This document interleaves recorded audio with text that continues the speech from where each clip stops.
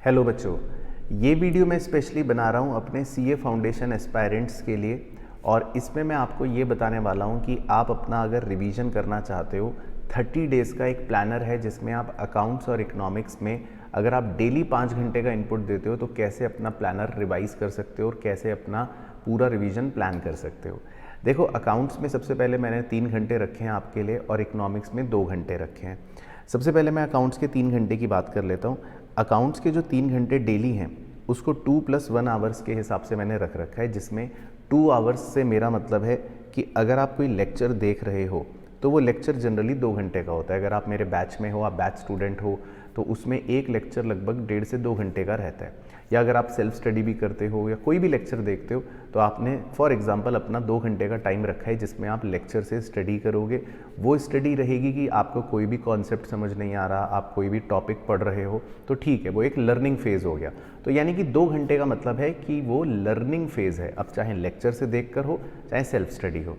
+1 जो यहाँ पर आपको दे रखा है वो आपका प्रैक्टिस का टाइम है, जिसमें आपको 1 घंटा क्वेश्चंस की प्रैक्टिस करनी है। ऑब्वियसली डिपेंडिंग अपॉन जो लर्निंग आप ले रहे हो, तो जो भी लेक्चर देखा, जो भी चैप्टर देखा या जो भी चैप्टर पढ़ रहे हो उसी के क्वेश्चंस 1 घंटे सॉल्व करने हैं। क्वेश्चन ऑब्वियसली कौन से होने चाहिए, क्वेश्चन अब लास्ट, क्योंकि अगर 30 डेज़ की मैं बात करूं तो आपको बड़े क्वेश्चन सॉल्व करने हैं, स्टार क्वेश्चन सॉल्व करने हैं। अगर आप मेरे बैच स्टूडेंट हो या ईओ बैच में हो तो उसमें मैं ऑलरेडी ही वही क्वेश्चन करवाता हूँ जिसमें सारे कॉन्सेप्ट्स कवर हो जाते हैं और इंपॉर्टेंट क्वेश्चंस ही करने होते हैं जिसमें आपके सारे कॉन्सेप्ट्स कवर हो जाए, तो आप वही क्वेश्चंस अच्छे से कर सकते हो। अदरवाइज भी आप अपने आईसीएआई के मॉड्यूल से अगर पढ़ रहे हो, सेल्फ स्टडी कर रहे हो, तो उसमें जो बड़े क्वेश्चंस हैं कॉन्सेप्चुअल, सिर्फ उनको प्रैक्टिस करना है 1 घंटा।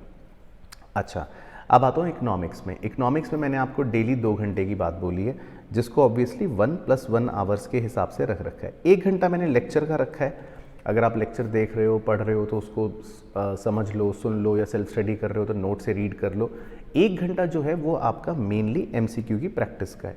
तो अगर आप बैच स्टूडेंट हो तो आपके पास एक क्वेश्चंस का महापैक करके एक स्कैनर बुक होगी जिसमें चैप्टर वाइज आपको क्वेश्चन दे रखे होंगे। अदरवाइज आप सेल्फ स्टडी भी कर रहे हो, आपको कहीं से क्वेश्चंस चाहिए तो आईसीएआई की वेबसाइट पर भी बहुत सारे एमटीपी आईसीएआई ने दे रखे हैं, तो आप एमटीपी के भी क्वेश्चंस कर सकते हो। बस हाँ, एमटीपी में ये है कि क्वेश्चंस मिक्स होंगे, आपको चैप्टर वाइज नहीं मिलेंगे। लेकिन अगर आपको चैप्टर वाइज करना है तो आप आईसीएआई के जो मॉड्यूल के पीछे के क्वेश्चंस वो भी कर सकते हो, उसमें भी आपके कम से कम 100 क्वेश्चंस कवर हो जाते हैं। तो 1 घंटा आपको क्वेश्चंस की प्रैक्टिस करनी है, 1 घंटा आपको नोट्स से रीड करना है। नोट्स रीड हो जाए देन आपको आईसीएआई की बुक पर जाना है। अगर टाइम लगता है तो मिलता है तो उसको भी रीड कर सकते हो। लेकिन लास्ट 30 डेज़ है तो कोशिश करनी है, क्योंकि क्रिस्प रखना है, तो आप नोट्स पर पूरी तरह से रिलाई कर सकते हो, उसमें सब कुछ आपका अच्छे से कवर हो जाता है। तो ये आपका डेली का 5 घंटे का डिवीजन है, 3 घंटा अकाउंट्स का, 2 घंटे इकोनॉमिक्स का। अब बहुत ही सिंपल है डेज और चैप्टर्स का डिवीजन। अगर मैं पहले अकाउंट्स की बात करता हूँ तो आपको 2 दिन करने हैं चैप्टर 1 को देने। इंट्रोडक्शन है, छोटा है, 2 दिन में कवर करना है। चैप्टर 2 थोड़ा सा बड़ा है तो उसमें आपको 3 दिन देने हैं, क्योंकि चैप्टर 2 में जो रेक्टिफिकेशन वाला खासकर जो यूनिट है वो हमारे लिए रेलिवेंट होता है और उसमें 1 दिन पूरा लग सकता है, 3 घंटे का काम उसमें हो सकता है। तो 3 दिन आपको, यानी कि 3 डेज तक चैप्टर 2 पर ही फोकस करना है। उसके बाद सिर्फ आपको 2-2 दिन देने हैं। बीआरएस को 2 दिन, इन्वेंट्री को 2 दिन, डेप्रीसिएशन को 2 दिन और इन्वेंट्री को 2 दिन।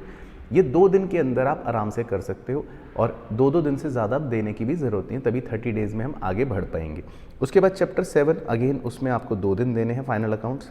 एनपीओ में आपको 3 दिन रखे हैं, 3 दिन आप दे सकते हो क्योंकि थोड़ा सा बड़ा है।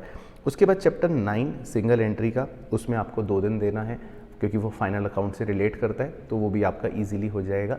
अब जो सबसे बड़े चैप्टर्स हैं, आपका चैप्टर 10 पार्टनरशिप और चैप्टर 11 कंपनी अकाउंट्स, उसमें आपको 5-5 दिन देने हैं। तो 20th डे तक आप यहाँ जब फिनिश कर लोगे तो 5 दिन आपका चैप्टर 10 चलेगा पार्टनरशिप का और 5 दिन आपका चैप्टर 11 चलेगा कंपनी अकाउंट्स का। तो दैट विल बी कंप्लीटेड आपका पूरा 30 डेज। तो 30 दिनों का ये अकाउंट्स का प्लानर आप फॉलो कर सकते हो। देन इकोनॉमिक्स की अगर बात करूँ तो इकोनॉमिक्स का जो डिवीज़न है काफ़ी सिंपल है। चैप्टर 1 आपको पता है बहुत ही छोटा है, तो इसलिए उसको मैंने 1 ही दिन दिया है। बाकी चैप्टर 2 उसमें 3 यूनिट्स हैं, थोड़ा सा बड़ा भी है, इंपॉर्टेंट भी है, उसमें आपको 4 दिन मिल जाएंगे। चैप्टर 3 उसमें आपको 3 दिन मिल जाएंगे। चैप्टर 4 थोड़ा सा बड़ा है और सबसे इंपॉर्टेंट है, ये 15 नंबर का आपको आता है। डिवीज़न भी आपको पता ही है, क्योंकि इकोनॉमिक्स में चैप्टर 1 5 नंबर का आता है, चैप्टर 2 10 नंबर का आता है, चैप्टर 3 10 नंबर का आता है, चैप्टर 4 जनरली 15 नंबर का आता है। उसके बाद चैप्टर 5 क्योंकि बहुत ही छोटा सा है, बिजनेस साइकिल, वो 5 नंबर का आता है। तो अगर आप यहाँ तक देखोगे तो ये आपके लगभग 45 मार्क्स की कवरेज हो जाती है, ठीक है।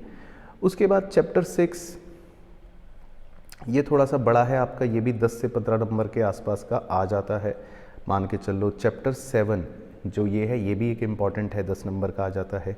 चैप्टर 8 ये भी इम्पॉर्टेंट है, ये भी 10 नंबर का आ जाता है। चैप्टर 9 काफ़ी बड़ा है, 15 नंबर का आ जाता है, तो इसमें आपको 4 दिन का समय मिला है। बाकी चैप्टर 10 उसमें है तो छोटा, लेकिन वो भी क्योंकि 5 से 10 नंबर तक की वेटेज रख लेता है जनरली, तो उसको भी हमें लास्ट के 2 दिन में करना है। तो इकोनॉमिक्स में बहुत सिंपल है, आप 2 से 3 दिन या 4 दिन मैक्सिमम दोगे हर चैप्टर को। छोटे चैप्टर को 2 या 3 दिन दोगे, थोड़े से बड़े चैप्टर को 4 दिन का दोगे डिवीजन। तो ये 30 डेज़ का जो प्लानर रहेगा ये आपका अकाउंट्स का और इकोनॉमिक्स का रहेगा मेनली, ठीक है। बट 1-2 मिनट में आपसे जनरल बात भी कर लेता हूँ जो इम्पॉर्टेंट है। देखो, जब हम 30 डेज़ का ये रिवीजन प्लान कर रहे होते हैं तो इम्पॉर्टेंट चीज़ यहाँ पर ये है कि बैकलॉग इकट्ठा नहीं होना चाहिए, क्योंकि आपके पास टाइम कम है। 5 दिन अगर आप 5 घंटे आप 2 सब्जेक्ट्स को दे रहे हो, फिर ऑब्वियसली आपको लॉ की भी लिख कर प्रैक्टिस करनी है, मैथ्स की भी लिख कर प्रैक्टिस करनी है, तो उनको भी आपको टाइम देना पड़ेगा, फिर बीच में आपके ब्रेक्स भी होंगे। लेकिन मैं आपको फोकस एरिया बता देता हूँ। देखो, अकाउंट्स में ऑब्वियसली अगर आप 3 घंटे दे रहे हो, प्रैक्टिस कर रहे हो, तो 2 घंटे कॉन्सेप्ट जब आप सीख रहे हो, लर्निंग है तो ठीक है, लर्निंग में कोई प्रॉब्लम नहीं है। लेकिन जब आप प्रैक्टिस कर रहे हो तो सारे क्वेश्चन बिल्कुल भी मत करना, लिमिटेड क्वेश्चन ही सॉल्व करना। बट मोर इम्पॉर्टेंटली, जो क्वेश्चन सॉल्व करो उसको बिना देखे सॉल्व करना, ठीक है। जब बिना देखे सॉल्व करोगे तो या तो शुरू में क्वेश्चन सॉल्व ही नहीं होगा, या हो सकता है शुरुआत हो जाएगी, बीच में फंस जाओगे। लेकिन जो भी सिचुएशन हो, या तो शुरुआत ही नहीं हुई तो पहले सॉल्यूशन देखकर समझना कैसे स्टार्ट करते हैं, फिर रजिस्टर बंद करके या सॉल्यूशन बंद करके दोबारा बिना देखे करना। और अगर करते करते बीच में फंस जाओ तो कोई बात नहीं, थोड़ा दिमाग मारना 5-10 मिनट नहीं हो तो फिर सॉल्यूशन में देखकर, ट्रिक समझकर या आंसर देखकर बंद कर सॉल्व ज़रूर करना। पॉइंट ये है, अकाउंट्स में लिखना ज़रूर, चाहे देख कर लिखो, सीख के समझ के लिखो, बट लिखना ज़रूर है अकाउंट्स में, ये इंपॉर्टेंट है। अच्छा, इकोनॉमिक्स में सबसे इंपॉर्टेंट चीज़ है, पहली बात तो जो मेरे नोट्स हैं, अगर आप उससे पढ़ रहे हो तो बिल्कुल उस पर 100% रिलाई करना, ट्रस्ट रखना, फेथ रखना। उसके अलावा आपको कुछ भी करने की ज़रूरत नहीं है, बड़ी आसानी से आप 80+ 90+ ले आओगे, पहली बात। दूसरी बात, जब आप नोट से रीड करते हो तो इकोनॉमिक्स में कोशिश करो हर पेज जो मैंने लिखवाया है वो समझ आए। ठीक है, रीडिंग इंपॉर्टेंट है, कीवर्ड रट लिए, ऑथर के नाम रट लिए, कुछ चीज़ें रट ली, लेकिन जो एनालिटिकल चैप्टर्स है, चाहे आप मैक्रो का फॉर्मूला पढ़ रहे हो, माइक्रो का फॉर्मूला पढ़ रहे हो, कुछ भी पढ़ रहे हो, समझना ज़रूर, लर्निंग ज़रूर लेना है, अंडरस्टैंडिंग होनी चाहिए हर पेज की, हर पेज नोट्स में समझ आना चाहिए। नहीं समझ आए तो उस पर टाइम लगाओ, आधे घंटे लगाओ, 1 घंटा लगाओ, सुनो, लेक्चर में सुनो सर ने क्या समझाया है, तो अंडरस्टैंडिंग इंपॉर्टेंट है। और आधा 1 घंटा भी सिर्फ MCQ पे फोकस कर लिया आपने तो इकोनॉमिक्स का पूरा डर खत्म हो जाएगा। और सबसे बेस्ट तरीका उसमें चैप्टर वाइज MCQ है और लास्ट पे MTP भी है। और बैच स्टूडेंट्स हो तो आपका लास्ट में टेस्ट भी रहता है, टेस्ट पेपर्स भी रहते हैं, उसमें 100 क्वेश्चन भी अगर आप कर लोगे हर चैप्टर के तो 1000 क्वेश्चन की प्रैक्टिस वो हो जाएगी। तो है ईजी, मॉडल सिंपल है, प्रोसेस सिंपल है, just you have to follow 30 days. और इस वीडियो के बाद मेरा तो सजेशन होगा, 30 डेज़ का एक प्लानर बनाओ चेकलिस्ट के साथ, डेली जैसे जैसे होता रहे टिक लगाते रहो, कट लगाते रहो, ताकि रोज़ का रोज़ आपको फॉलो करना है। 30 डेज़ ये फॉलो कर लिया, एंड तक पहुंच गए तो आप एक काफ़ी सेफ जोन में बैठोगे। उसके बाद फिर आप अपने मॉक टेस्ट को मतलब प्लान कर सकते हो अच्छे से, ठीक है। तो ये एक छोटी सी वीडियो थी specially for CA foundation 30 days planner. बाकी नीचे कमेंट करके मुझे बता देना अगर आप YouTube पर ये वीडियो देख रहे हो कि और कोई डाउट आपके मन में है तो उस पर भी आपको गाइड ज़रूर कर दूंगा। बाकी मुलाकात करता हूँ नेक्स्ट वीडियो में, तब तक अपना ध्यान रखना है, मस्त रहना है और स्वस्थ रहना है।